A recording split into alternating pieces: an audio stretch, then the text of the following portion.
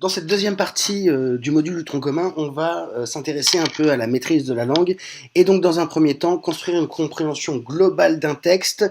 On va essayer de mettre en évidence que ce sont des opérations mentales complexes qui sont mises en œuvre.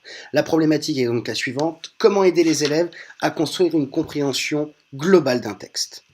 Donc, première étude de cas, le chat Tibère. Donc vous avez la source, hein, ça vient de Lector Lectrix, pardon.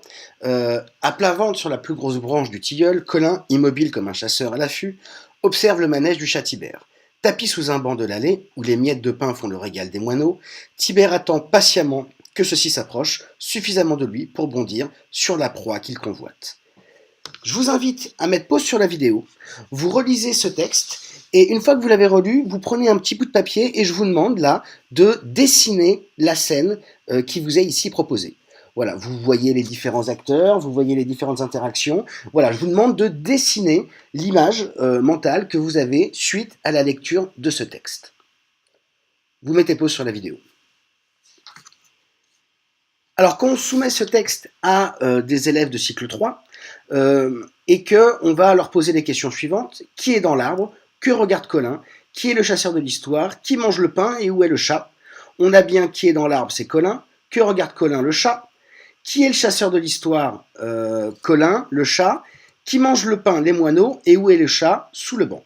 Voilà ce que nous proposent les élèves comme réponse. Et on a 4 ou 5 réponses justes pour tous les élèves de la classe.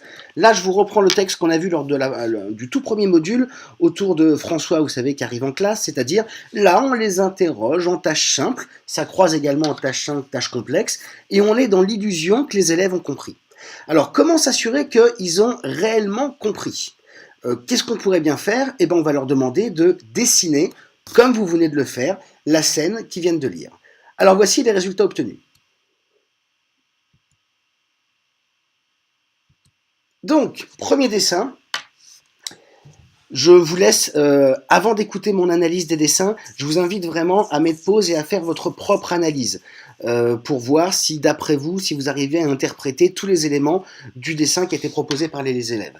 Donc là, on a bien Colin qui est dans l'arbre, on a les moineaux qui sont en train de manger le pain, on a le banc et on a le chat, et dessous là, on a le tapis. Le chat qui est tapis, il est ici. On voit pas bien par contre que le chat est à l'affût. D'accord? Mais on peut dire que ce dessin-là, globalement, nous atteste d'une bonne compréhension du texte. Alors, schéma suivant, on a le banc, on a les moineaux qui mangent du pain, là c'est bon. Dans l'arbre, je pense que c'est un chat qui est ici, donc l'identification de Colin comme étant un petit garçon ici semble poser problème. Ici, je vous laisse imaginer ce que c'est. C'est ça qui est assez intéressant. Je pense que vous l'avez trouvé, hein. C'est le manège de Tibère, et je pense que Tibère est ici. Donc voilà, quand Tibère fait son manège, voilà l'interprétation qu'en a l'élève. Autre exemple, alors, celui-là pour l'interprétation, on a en fait les différents acteurs. On a alors un seul oiseau, mais on a le chat, on a le petit garçon. Pour le tilleul, on n'a qu'une feuille. Et pourquoi on n'a pas l'arbre? Je pense que c'est vraiment, ça renvoie à l'image mentale que l'élève a du tilleul, c'est-à-dire, je pense qu'il doit y avoir des tisanes à la maison, et il associe le mot tilleul à la feuille et pas à l'arbre. Mais vous voyez ici, les acteurs sont présents et on n'a absolument aucune interaction entre eux. Sur celui-ci, alors, on retrouve là le chat Tibère. Ici, je pense que c'est un tromblon, une carabine. Donc c'est vraiment le chat Tibère comme un chasseur. On retrouve ici le petit manège, on retrouve les oiseaux, et on a donc dans l'arbre le petit garçon qui est ici. Ça, je pense que c'est une rature parce qu'il a fait son arbre trop petit au départ. Donc là encore, donc vous voyez, tel un chasseur, c'est devenu un chasseur. On a le petit manège et on n'a absolument aucune interaction entre les différents éléments. Là, on retrouve un peu ce qu'on a dit tout à l'heure, sauf que là, c'est Tibère qui est le chasseur. Il a son pistolet, le chat est tapis. Donc il a mis une légende, hein, le chat c'est bien Tibère, et on retrouve, hein, c'est ce que je vous disais tout à l'heure, pour qu'on le retrouve deux fois, c'est qu'il doit y avoir une raison, on retrouve tilleul sous forme uniquement de feuilles.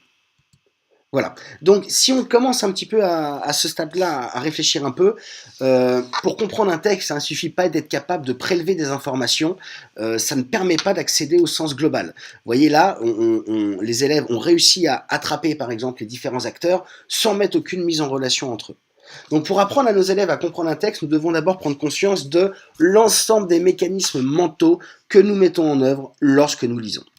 Euh, alors, systématiquement, on va construire progressivement la construction mentale d'un texte. Si je vous dis la phrase samedi, Anaïs et Julien ont vu des lions et des tigres, d'après vous, ils étaient où? Il y a de grandes chances que vous me répondiez qu'ils étaient au zoo. Si après je vous dis que les clowns les ont fait beaucoup rire, sans faire aucun effort, vous allez vous dire qu'ils étaient simplement au cirque. Et si enfin je vous dis que à la fin du spectacle, maman les a envoyés se coucher, vous avez bien compris qu'ils étaient devant la télé. Donc à ce stade, on a la compréhension de la situation. On arrive complètement, progressivement, à émettre des hypothèses, les valider, les invalider et à progresser dans notre compréhension du texte. Je vous remets ce texte-là sur François. Je vous le recommande pas parce qu'on l'a déjà fait, mais vous comprenez que les deux croisent complètement. Donc à chaque nouvelle phrase se construit une nouvelle représentation en fonction des connaissances apportées par le texte. Donc un bon lecteur a intégré et automatisé un ensemble de mécanismes de traitement cognitif propres au texte grâce auxquels on peut notamment établir par inférence les relations implicites. Alors une inférence, c'est vraiment mettre en rapport deux informations et ce encore une fois de manière implicite. Les lecteurs fragiles ont énormément de difficultés à faire ça. On fait le point systématiquement au fur et à mesure de la lecture sur ce que l'on a compris et on dispose de procédures de régulation. Quand vous lisez un texte complexe, vous n'hésitez pas à ralentir quand vous voyez que la phrase commence à être un peu longue ou que le sens commence à vous échapper. Au besoin, vous arrêtez, vous reprenez soit le début de la phrase, soit de lignes au-dessus. Bref, vous avez des procédures de régulation dans la lecture. Un lecteur fragile, absolument pas. Donc voilà, l'élève en situation d'apprentissage ne comprend pas les mécanismes à l'œuvre pour la compréhension, d'autant plus s'il est en difficulté. Alors je vous laisse regarder ce tableau qui compare les faibles lecteurs avec les lecteurs plus habiles. Donc je vous laisse mettre pause sur la vidéo pour le lire.